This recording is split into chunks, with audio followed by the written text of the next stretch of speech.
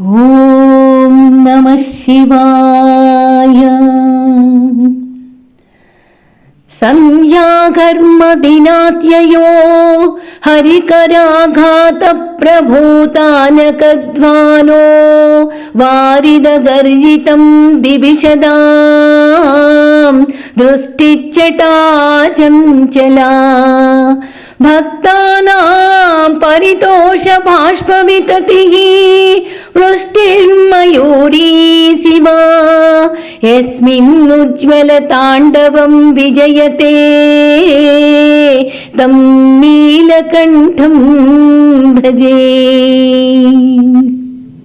ఆచార్యులు క్రితం శ్లోకంలో పరమేశ్వరుని మయూరంగా, అమ్మవారిని మేఘంగా చిత్రీకరించి మనకి చూపించి భావనలో అనుభవింపచేశారు. ఇప్పుడు ఆచార్యులు అసలు పార్వతీ పరమేశ్వరులను ఇలా ఎందుకు విడదీయాలి, ఎందుకు కలపాలి, అసలు వాళ్ళు కలిసే ఉన్నారు కదా, ఇలా చేస్తే లాభం లేదు అనిపించిందేమో. మయూరి మయూరాలుగా ఇద్దరిని నెమళ్ళుగా చిత్రీకరించి ఈ శ్లోకంలో మనకి చూపిస్తున్నారు. పరమేశ్వరుడు సంధ్యాకాలంలో సహజంగా ఆనంద తాండవం చేస్తూ ఉన్నాడు. ఆ సంధ్యాకాలంలో చేసేటటువంటి నాట్యం మయూరి తాండవంలాగా ఉంటుంది. నాట్యం చెయ్యాలి అంటే మయూరి వర్షాకాలం రావాలి. వర్షాకాలానికి సూచకం ఏంటి అంటే పగలంతా ఎండ కాచి సాయంత్రం కాస్తంత చల్లబడి ఉంటుంది. మేఘాలు ఉరుములు ఇక్కడ ఉన్నాయి. సాయంకాలం సమయంలో చేసేటటువంటి నాట్యానికి శ్రీ మహావిష్ణువే సాక్షాత్తు మృదంగం వాయిస్తాడు. అటువంటి విశేషమైనటువంటి నాట్యం సంధ్యాకాలంలో చేసేటటువంటి మయూరి నాట్యానికి శ్రీ మహావిష్ణువే సాక్షాత్తు మృదంగం వాయిస్తాడంటే ఎంత గొప్ప సమయమో చూడండి. కాబట్టి చాలా పెద్ద భేరీ నాదం, వాద్యాల్లా వంటి శబ్దం వినపడుతూ ఉంటుంది. అదే ఉరుముల శబ్దం అని చెప్పుకోవాలి. మబ్బులు మెరుపులు ఉంటే మరి వర్షం వచ్చే సూచన సహజమే కదా. మెరుపులు లేకుండా మరి ఈ మయూరం ఎలా తాండవం చేసింది అంటావా? ఆ తాండవ నృత్యాన్ని చూడటానికి వచ్చిన దేవతలంతా ఆశ్చర్యంతో కళ్ళను విప్పార్చుకొని చూస్తున్నారు. ఆ చూపులే మెరుపులు, ఆ మెరుపులుగా పనిచేస్తున్నాయి. ఆ చూపులే అంత అద్భుతమైన కాంతితో ఆనంద తాండవాన్ని చూస్తున్నారు. అందుకే ఈ మయూర తాండవం చెయ్యడంలో ఏమీ ఆశ్చర్యం లేదు అని చెప్తున్నారు. ఎంత సూచన చేస్తున్నారో చూడండి. ఇక్కడ భక్తులు మహర్షులు ఒక్క క్షణం కూడా వృధా కాకూడదు, పరమేశ్వర నృత్యాన్ని చూసి తీరాలి. రెండు కళ్ళు చాలటం లేదు. ఒళ్ళు ఆశ్చర్యంతో పులకించిపోతూ ఉంది. అలాగ చూస్తున్నారు. వారి యొక్క చూపులే మెరుపులు. మబ్బుకున్న లక్షణం కూడా ఇదే కదా. అందుకే ఈ మయూరి నాట్యం చేయటంలో ఆశ్చర్యం ఏమాత్రం లేదు. ఈ మబ్బు ఉరుములతోటి మెరుపులతోటి ఉంటే ఇంకేముంది, వర్షించాలి కదా. ఆ వర్షం నీరు ఎక్కడ కనపడుతుంది? పరమేశ్వరుని మీద భక్తితో వచ్చినటువంటి తాండవ నృత్యాన్ని చూడటానికి వచ్చినటువంటి ఆనంద భాష్పాలు రాలుస్తున్నారు వచ్చిన భక్తులు. ఇది గొప్ప ఆనంద భాష్పాలు వదులుతున్నారు కదా, అవే ధారలుగా వర్షిస్తున్నాయి. కాబట్టి ఆ పదం కూడా ఇక్కడ సరిపోతుంది. ఇవన్నీ జరిగినాయి. మరి మయూరేది అంటావా? అంటే మయూరి అంటే శివా. ఆడ నెమలిని చూసి మేఘానికి ఉండవలసిన లక్షణాలు అన్నీ ఉన్న ఈ సందర్భంలో సంధ్యాకాలంలో ఏ పరమేశ్వరుడైతే ఆనంద ఉజ్వల తాండవాన్ని చేస్తున్నాడో అటువంటి నెమలిలాంటి పరమేశ్వరుణ్ణి సేవిస్తున్నాను అని ఆచార్యులు ఈ శ్లోకంలో చూపిస్తున్నారు. శివామయూరి అమ్మవారు ఆడనెమలి. ఈ నీలకంఠ ఈయనెవరు? పరమేశ్వరుడు ఎవరు? నీలకంఠుడు. సహజంగానే ఆయన నీలకంఠుడు.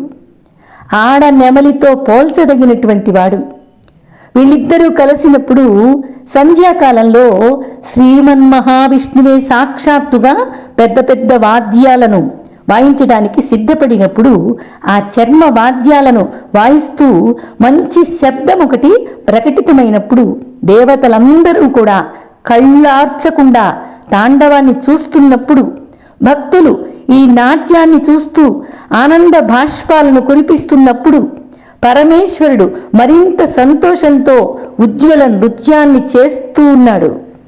అటువంటి ఆనంద తాండవ నృత్యాన్ని చేస్తున్న పరమశివుని నేను సేవిస్తున్నాను అని అనటం ద్వారా ఆయన ఆనందంగా ప్రసన్నంగా ఉండే సమయాన్ని చూసి ఆయన్ని సేవిస్తున్నాను అని చెప్తున్నారు ఆచార్యులు. మనకి ఏదైనా ఒక కోరిక ఉంది అంటే ఆ కోరిక తీర్చుకోవడం కోసం ఒక కాల వ్యవధి పెట్టుకొని భగవంతుణ్ణి నియమనిష్టలతోటి శ్రద్ధగా ఒక ఉపాసనలాగా ప్రతి దినము చేసేటటువంటి దినచర్యలో భాగంగా భగవంతుణ్ణి ఆరాధన చేస్తాం. కావాల్సిన వరాలను ప్రసాదించే విధంగా ప్రదోష కాలాన్ని ఎంచుకున్నారు ఆచార్యులు. అది మనకి వేదవాక్యాలే చెబుతున్నాయి. అందుకని ఆచార్యులు కూడా ఈ శ్లోకంలో మన చేత ఇలా పలికిస్తున్నారు. వేదంలో ఉపనిషత్తుల్లో చెప్పింది ఏంటి అంటే సంధ్యా సమయంలో చాలా విశేషమైనటువంటి శక్తి ఉంటుంది. అందుకనే ప్రదోష కాలాన్ని ఎంచుకొని ఆ గొప్ప విశేషాన్ని మనకి ఇక్కడ ప్రార్థన చేయిస్తున్నారు మన చేత. ప్రాతః సంధ్యా సమయం, సాయం సంధ్యా సమయం అని రెండు ఉన్నాయి కదా. ఈ రెండిట్లో కూడా రెండు సంధ్యా సమయాల్లో పరమేశ్వర ఉపాసన చాలా మంచి విశేషాన్ని ఇస్తుంది. కానీ సాయం సంధ్యా సమయంలో మరింత ప్రశస్త్యం అని వేదవాక్యాలే చెబుతున్నాయి. సాయం సంధ్యాకాలంలో పరమేశ్వర ఆరాధన తప్ప మరింక ఏ పనులు చేయడానికి పోకూడదు అనే సూచన కూడా చేస్తున్నారు. ఇక్కడ ఈ శ్లోకంలో సంధ్యా సమయ విశేషాన్ని ఎంతో విశేషంగా చెబుతున్నారు.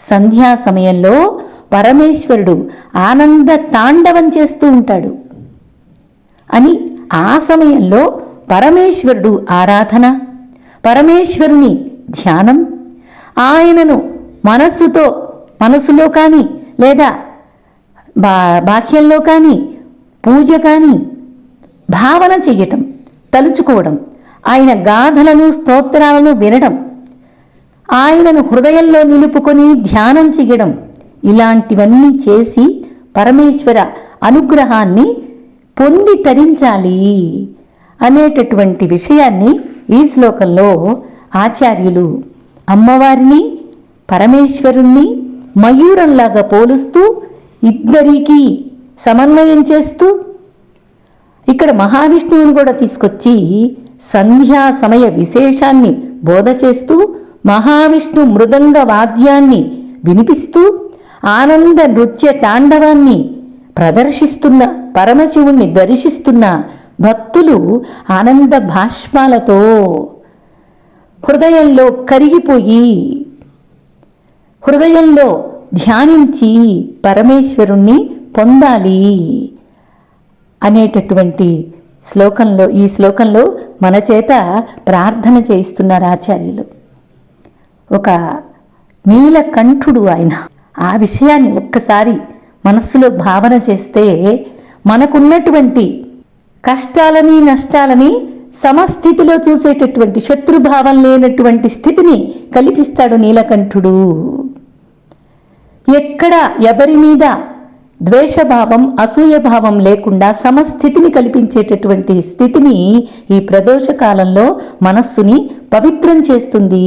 అందువల్ల ఈ సాయం సంధ్యా సమయాన్ని ప్రశస్త్యంగా మనకి బోధ చేస్తున్నారు.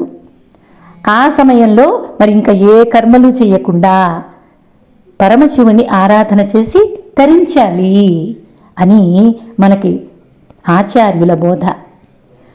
సంధ్యాఘర్మ దినాత్యయో హరికరాఘాత ప్రభూతానకధ్వానో వారిద గర్జితం దివిషదాం దృష్టిచ్చటా చంచలా భక్తానాం పరితోష బాష్ప వితతి వృష్టిర్మయూరీ శివా యస్మిన్నుజ్వల తాండవం విజయతే తం నీలకంఠం భజే.